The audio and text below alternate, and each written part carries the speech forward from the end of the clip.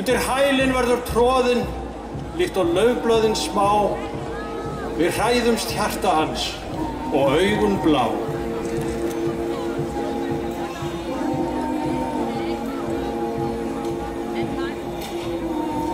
Fjöllin hafa vakað í 1000 ár. Ef þú rýnir inn í bergið sérðu glitra tá. Orðin kristalltær drógu mig nær og nær. Ég reynt að kalla okkur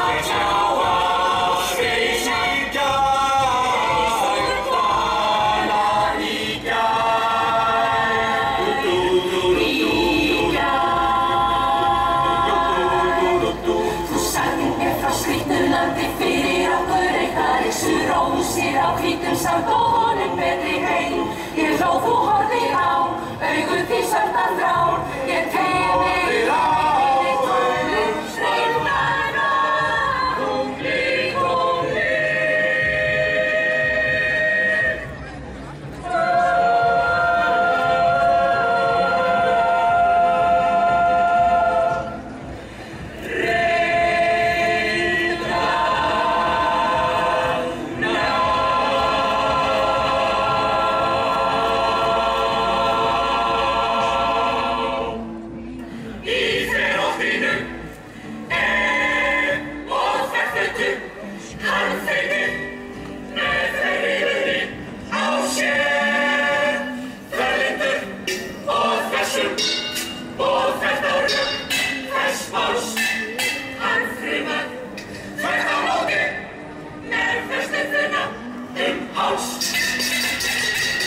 Ágæta fundarfólk. Við berum rauðan fána hér í dag. Fána verkalýðshreyfingarinnar sem táknar uppreisn gegn ranglæti. Kröfur breytingar. Réttlátara þjóðfélag. Fáninn merkir að nú sé nóg komið. Tákn dagrenningar nýrra tíma. Við boðum slíka tíma í dag. Tíma samstöðu, tíma uppbyggingar, tíma heiðarleika, tíma jafnréttis, tíma skynsemi, tíma réttlætis.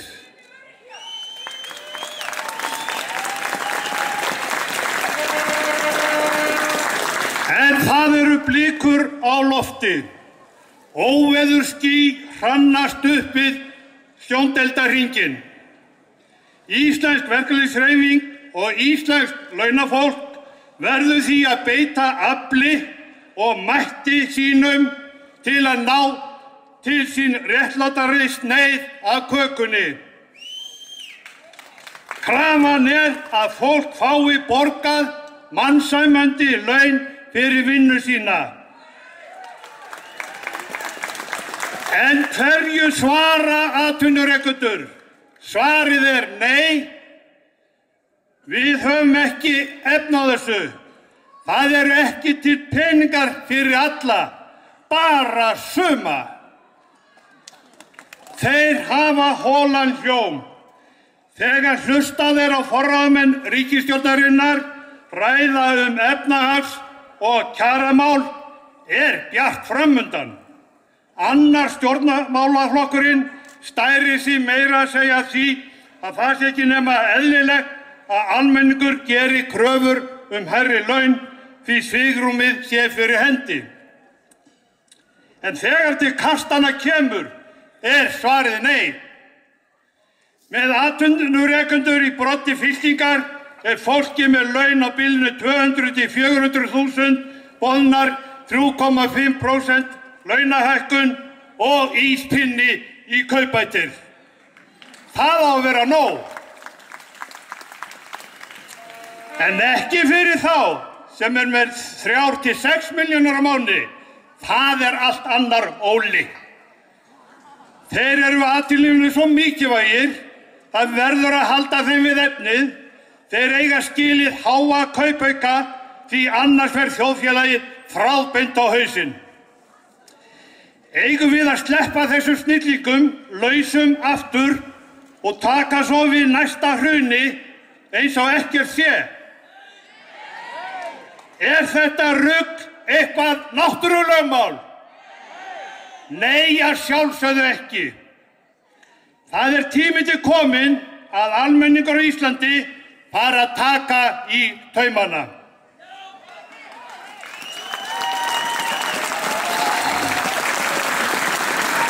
Ísland ekki fátækt land. Við erum ekki þjáð af hori og beinkröm. Við erum rík þjóð. Náttúruauðæfi landsins eru gríðarleg og leitin að öðru landi sem þjóð sinni svo gjöfult.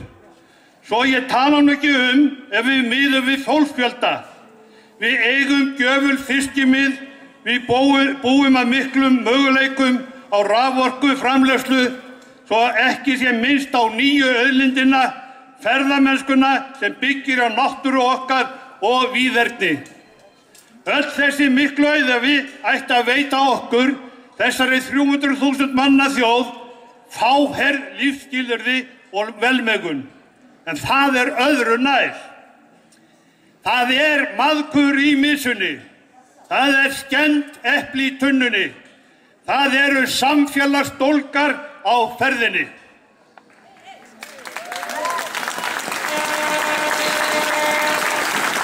Stórtækar breytingar á skattakerfinu leiða til þess að almenningur þarf að taka á sig þyngri byrðar, en auðkonum og auðmönnum skal boðið í dans.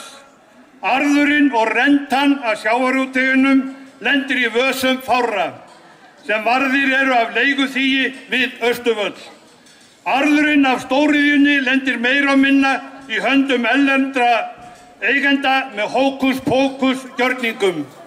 Ráðherrar íslensku þjóðarinnar eru skósveinar, viðskiptajöðra í sendiferðum erlendis.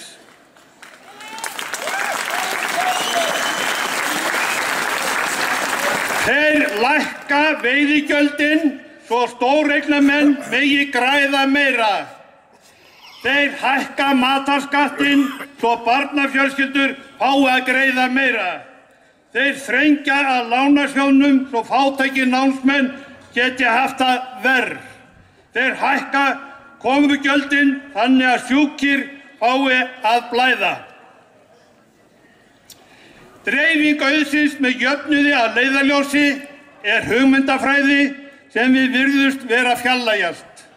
Þróun samfélags á að snúast samvinnu, samtal, virðingu og velferð.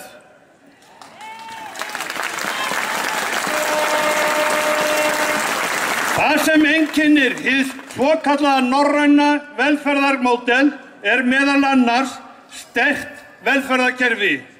Velferðarkerfi sem byggir á samtryggingarhugsjón, þar sem við hjálpumst að, þeir sem þurfa á aðstoð að halda, fá hana án tillits efnahags, menntun sé boðleg fyrir alla, óháð efnahag, heilbrigðisþjónusta sé fyrir alla, óháð efnahag, samfélagslegt uppeldi barna sé vel útfært fyrir alla, óháð efnahag.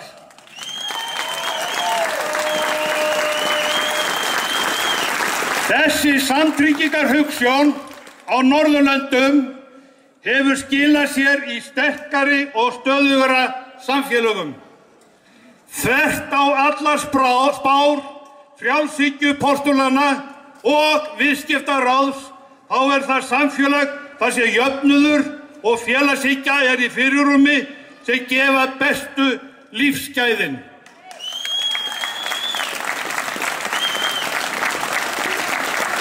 Við verðum að vera á varðbergi. nú þegar einkavæðingar jarlarnir eru aftur komnir á stað. Þróunin undanfarin ár ógnar samtryggingarhugsjóninni og nú eru úlfarnir farnir að heimta sitt. Einkavæðum íslenskra náttúru, einkavæðingu og einkarekstur í heilbrigðis- og velferðarþjónustu, einkavæðingu og einkarekstur menntastofnana, einkavæðingu orkugeirans, einkavæðingu bankageirans. Góðir félagar,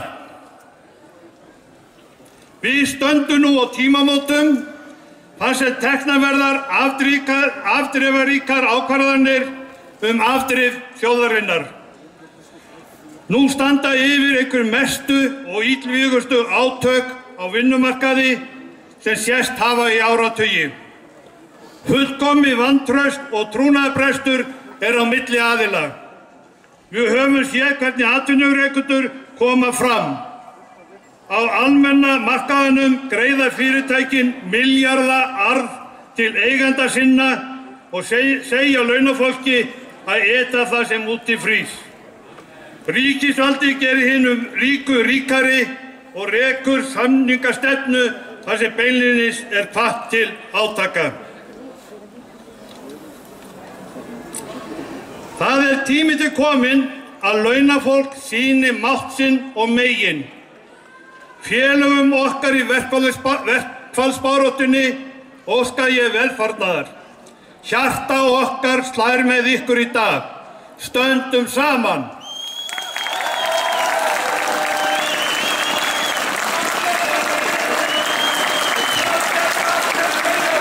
Tryggjum að dólgarnir steli ekki undan okkur sameiginlegum auðæfum.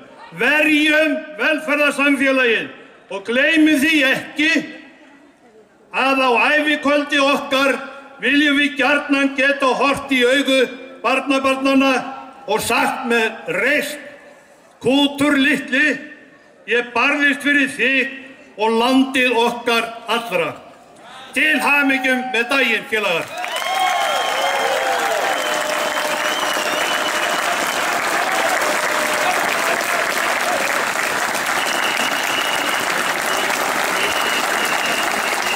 Við þökkum Hóta Stefáni fyrir hans ræðu. Það verður alltaf drullu. Það flokkar sem morð að skjóta fólk sem mótmælir með orðum. Það bannar að skjóta mútið postum á pönnum. 250 byssur ekki svolítið óhugkilmaðspissing. Glæborinn gargar af lögganfæsi AK, þá fæ ég mér